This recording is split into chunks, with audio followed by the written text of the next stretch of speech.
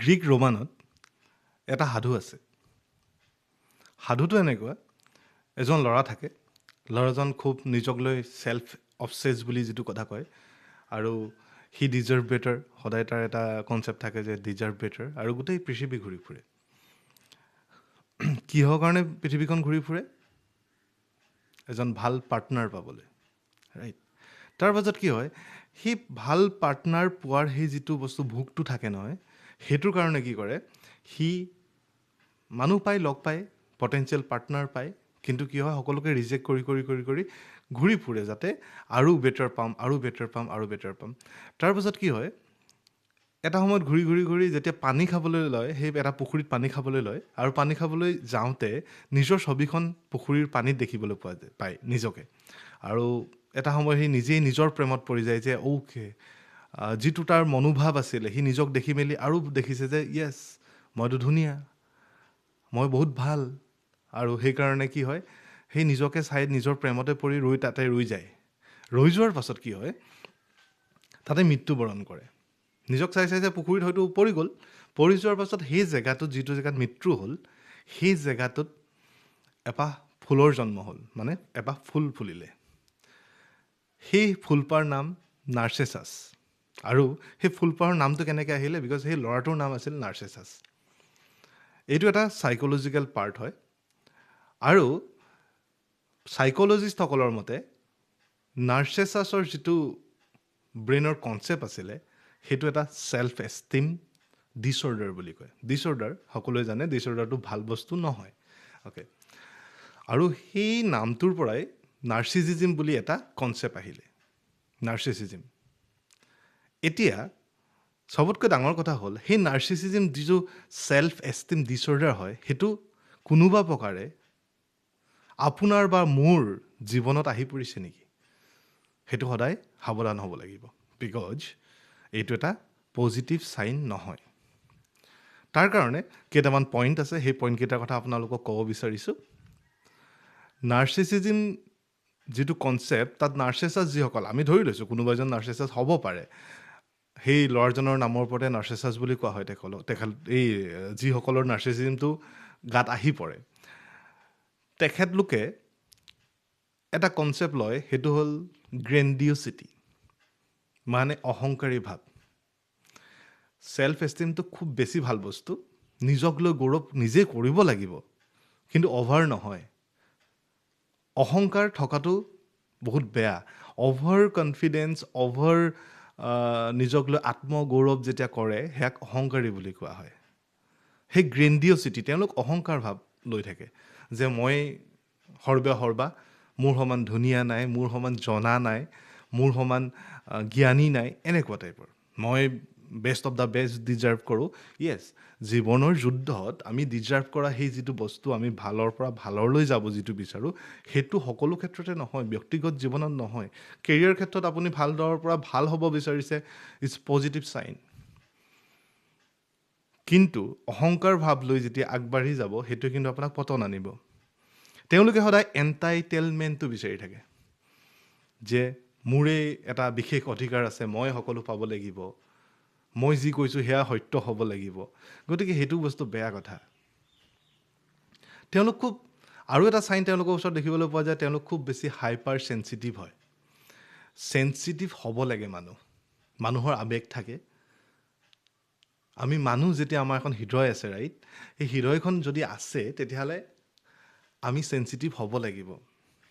Sensitive নোহোৱা মানুহক ৰবটৰ লগত তুলনা কৰিব পাৰি, কিন্তু hypersensitivity is dangerous for your personal life. কাৰণ তেওঁলোক কেনেকুৱা হয়, সৰু সৰু কথাতে খুব বেছি ৰিয়েকশ্যন কৰে, বেছি ৰিয়েক্ট কৰে পটককৈ। তেওঁলোকৰ মুডটো আপুনি প্ৰেডিক্ট কৰিব নোৱাৰে। পটককৈ খং উঠিলে, পটককৈ মৰম কৰি দিলে।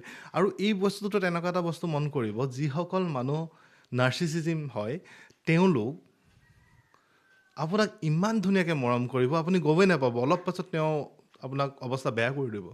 পটককৈ খং উঠে, পটককৈ মৰম কৰে, মানে আনপ্ৰেডিক্টেবল এটা বিহেভিয়াৰ। সেইটো এটা ডিছঅৰ্ডাৰ হয়, যাৰ ব্ৰেইনৰ কণ্ট্ৰল নাথাকে, যাৰ লজিক কোনো ভেলিড লজিক নাথাকে, তাৰ পাছত যদি তেখেতে খং কৰি থাকে, পটককৈ মুডটো বেয়া কৰি থাকে, তেতিয়াহ'লে কি হয়? তেখেতৰ নিজৰ প্ৰব্লেম হয়, আনৰো প্ৰব্লেম হয়, তেওঁৰ লগত থকা মানুহসকলৰো প্ৰব্লেম হয়, ৰাইট? গতিকে হাইপাৰ চেঞ্চিটিভিটিটো তেওঁলোকৰ ওচৰত দেখিবলৈ পোৱা যায়। লেক অফ এম্পিটি দেখিবলৈ পোৱা যায়, সহানুভূতি যিটো বস্তু। কাৰণ আপোনালোকৰ তেওঁক যদি ফৰ এক্সাম্পল কোনোবা এজন নাৰ্চিছিষ্ট এজনৰ লগত আপুনি কথা পাতিছে, কথা পাতি থাকোঁতে তেখেতে এটা বেক অফ দ্য মাইণ্ড, তেওঁৰ ছাবকনচিয়াছ মাইণ্ডত হিজ প্ৰ' বা চিজ প্ৰ' বুলি ভাবি থাকে নহয় নিজকে, সকলো মই মহান, মই কোৱা সকলো কথা সত্য হয়, ঠিক আছে? সেই হিচাপত আপুনি যদি কেতিয়াবা কথাখিনি বুজাইও দিয়ে বা আপুনি কেতিয়াবা সহানুভূতি এটা বিচাৰে, মানুহে সহানুভূতি বিচাৰে, ৰাইট? তেওঁলোকে সহানুভূতিহীন হয়, ৰাইট? তেওঁলোকে লেক অফ এম্পিটি। আপুনি যিমান তেওঁলোকক আপোনাৰ জীৱনৰ কথা কৈ থাকক, নাই। আপুনি যিমান বুজাবলৈ চেষ্টা কৰক, আপোনাৰ লজিক দেখায়, নাই, নহ'ব। তেওঁ যিটো কথা ক'লে সেইটোৱে সত্য হ'ব লাগিব আৰু সেইটোৱে সত্য বুলি প্ৰমাণিত কৰিবলৈ বিচাৰে। আৰু তাৰ কাৰণে যিকোনো পইণ্টত গুচি যাব পাৰে। তেওঁলোকে আৰু এটা পইণ্ট থাকে, তেওঁলোকৰ ভেলিডেশ্যন। তেওঁলোকে ভেলিডেশ্যন বিচাৰে। একচুৱেলি মানুহে ভেলিডেশ্যন বিচৰাটো কোনো পজিটিভ চাইন নহয়। ভেলিডেশ্যন মানুহে ইজন ফ্ৰণ্টৰ মানুহজনে আপোনাক দিব। তেওঁলোকে সেই এটেনশ্যন চিকাৰ বুলি যে এটা ৱৰ্ড আছে আমাৰ ছ'চাইটিত, আপোনালোকে মই শুনিছোঁ নহয়, সেইটো ভেলিডেশ্যন বিচাৰি থাকে, এটেনশ্যন বিচাৰি থাকে আনৰ পৰা, য'ৰ ত'ৰ পৰা। কি হয়? সেইটো বস্তু ভাল নহয়। সেইখিনি বস্তু আপুনি যদি চাইছে, কাৰোবাক দেখিছে, গম পাব তেওঁৰ অকণমান প্ৰব্লেম হ'বলৈ ধৰিছে, ছেল্ফ এষ্টিম ডিছঅৰ্ডাৰটো হ'ব বিচাৰিছে, নাৰ্চিছিজিম হৈছে। আৰু যদিহে আপোনাৰো সেনেকুৱা স্বভাৱ গঠিত হৈছে ক'ব নোৱাৰাকে, তেতিয়াহ'লে অকণমান সাৱধান হওক, নিজক ঠিক কৰক। মই কেতিয়াও ক'বলৈ যোৱা নাই আত্মগৌৰৱটো বেয়া, কিন্তু অধিক আত্মগৌৰৱ বেয়া। মই কেতিয়াও কোৱা নাই ছেল্ফ এষ্টিম বেয়া, খুব বেছি দৰকাৰ। লাইফৰ এই যাত্ৰাটোত নিজকে নিজে বাহ দিব লাগিব, তেতিয়াহে আগবাঢ়ি যাব পাৰিব। কিন্তু মিছা ইলজিকেল কথা এটাত নিজকে যদি বাহ দিছে, তেতিয়াহ'লে আপুনি ভুল কাম কৰিছে, নহয় যায়? গতিকে যদিহে তাত সেই মই ইলজিকেল কাম এটাত বা ভুল কাম এটা কৰি থাকোঁতে যদি মই নিজকে বাহ দিওঁতে কোনোবা এজনে আহি যদি মোক দেখাই দিছে যে বেটা এইটো বস্তু নহয়, ৰাইট ৱে, কাৰেক্ট ৱে এইটোহে, তেতিয়াহ'লে সেই বস্তুটো মানি যদি মই লোৱা নাই, তেতিয়াহ'লে মই জনাকে বা নজনাকে নাৰ্চিছিজম হৈ পৰিছোঁ, নাৰ্চেছাছ হৈ পৰিছোঁ, ৰাইট? গতিকে সেই কথাখিনি আমি সদায় মন কৰিব লাগিব। আৰু তেওঁলোকৰ এটা বস্তু কি হয় জানেনে? তেওঁলোকে ভেলিডেশ্যন যেতিয়া বিচাৰে আৰু যদি কোনোবা এটা জেগাত ভেলিডেশ্যনটো পোৱা নাই, এনি টাইম তেওঁক পোৱা নাই, তেখেতে আপোনাৰ লগত কাজিয়া কৰিব পাৰে, তেখেতে মুড বেয়া কৰিব, আপোনাৰ এটা ভেলুৱেবল টাইম বৰবাদ কৰি পেলাব। গতিকে সেই কামটো আপুনিও কাৰো জীৱনত নকৰিব, কাৰো কাৰণে টক্সিক হৈ নুঠিব। নাৰ্চিছাছ মানুহৰ লগত ৰিলেশ্যন কৰিলে সেই ৰিলেশ্যনটো টক্সিক হৈ পৰে। কিন্তু চবতকৈ ইণ্টাৰেষ্টিং কথা কি জানে?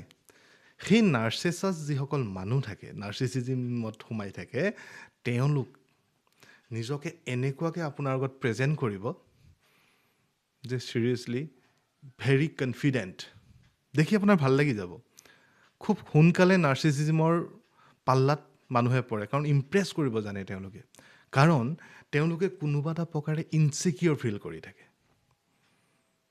নাৰ্চিছাছসকল খুব ইনচিকিয়ৰ, বাট আপোনাক দেখাব চেষ্টা নকৰে, নেদেখায়, লুকুৱাবলৈ চেষ্টা কৰে যে I am very secure, I am over confident, I am confident, এনেকুৱাকৈ তেওঁলোকে জীৱনটোত আপোনাক প্ৰেজেণ্ট কৰিব।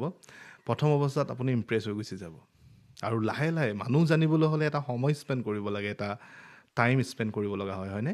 আৰু সেই মানুহ যেতিয়া লাহে লাহে আপুনি জানিবলৈ চেষ্টা কৰিব, গম পাব যে তেওঁচোন নাৰ্চিছিজিমে হয়। তো সেইকাৰণে অকণমান সাৱধানে লাহে লাহে খোজকাঢ়ক। আৰু যদি আপোনাৰ সেইটো প্ৰব্লেম হৈছে, তেতিয়াহ'লে সেইটো ট'টেলি এভইড কৰি পেলাওক, কাৰণ আপোনাৰ সম্বন্ধবোৰ বৰবাদ কৰিব ই।